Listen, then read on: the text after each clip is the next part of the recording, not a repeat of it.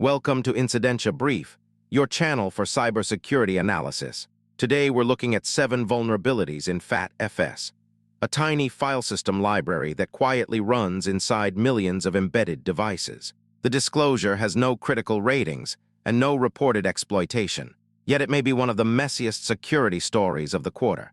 Let's talk about why. Here's the counterintuitive part. The scores top out at 7, 6 high. There are no criticals. And as of publication, no in-the-wild attacks have been reported. But absence of evidence isn't evidence of absence. The real problem isn't severity.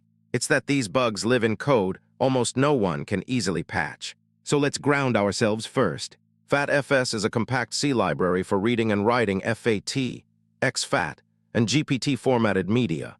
It's the plumbing that lets a small device talk to an SD card or a USB stick. Security researchers H.D. Moore and Todd Beardsley of runZero disclosed the 7 flaws on July 1st. Together, runZero says the bugs share one trigger. A device mounts or reads a malformed storage volume or firmware image. Now, the usual instinct is to line up 7 CVEs and rank them by score. I want to resist that. The score doesn't tell you your risk. Your threat model does. So instead, let's split these bugs into 2 buckets based on how an attacker actually reaches them. Bucket 1 is physical access.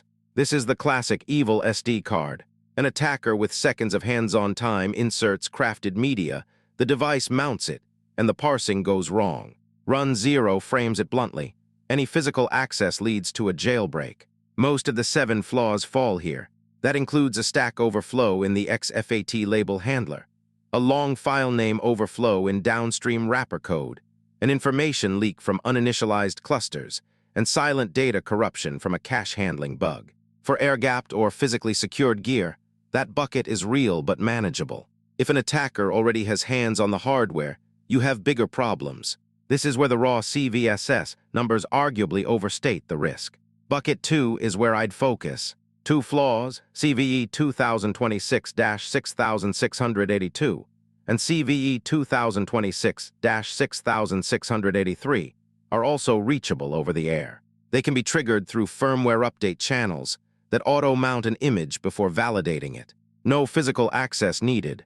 CVE 2026-6682 is an integer overflow in the FAT32 mount routine, where attacker-controlled file size metadata is trusted as a read length. That leads to a heap or stack overflow and possible code execution. The second, CVE 2026-6683, is a divide by zero in the XFAT write path that reliably crashes and can brick the hardware. For an OTA-reachable device, the score understates the danger. This is remote, repeatable, and it sits on the exact channel you use to push fixes. That's the pair that should drive your triage. Now to the heart of it. Why does a medium to high set of bugs become a strategic problem? Because of where this code lives and who maintains it. FatFs is baked into a long list of platforms. Espressif's ESP-IDF, SD Microelectronics STM32 Cube middleware, Zephyr, MicroPython, ArduPilot, RT-Thread, Embed, Samsung's Tizen RT, and the SW Update project. From there it flows into devices. Consumer EOT, industrial controllers, drones, 3D printers, security cameras, ATMs, voting machines, and hardware crypto wallets. And according to runZero, SD's STM32 Cube MX code generator emits the vulnerable buffer size in every FatFs project it produces. That claim is single source, so treat it as unconfirmed. But if accurate, it means the flaw was silently copied into a huge population of generated projects. Here's the sting. Of the 7 bugs, 6 have no upstream fix. Only one, the GPT denial of service in CVE 2026-6684, is patched in FatFs release R0. 16. Why so few? Because the maintainer is unresponsive. runZero says it made repeated contact attempts and looped in Japan's JP-Cert Coordination Center with no reply. FatFs is maintained by essentially one developer. It has no prior CVE history, no security mailing list, and no patch notification mechanism. So the fix can't come from upstream. It has to come from every vendor who vendored a copy. runZero estimates the remediation window will be measured in years.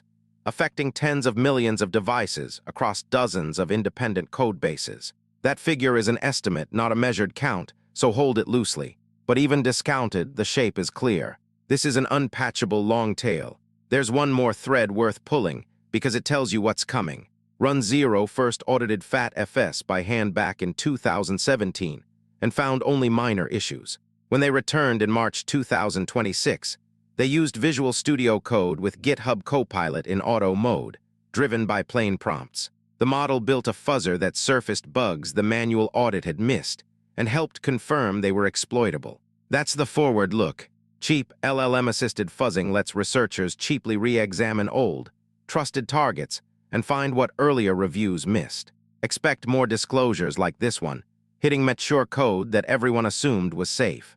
And note, public proof-of-concept disk images and a Chemu-based example are already published, documenting a full RCE chain for CVE 2026-6682, deterministic on bare metal targets with no heap spray needed.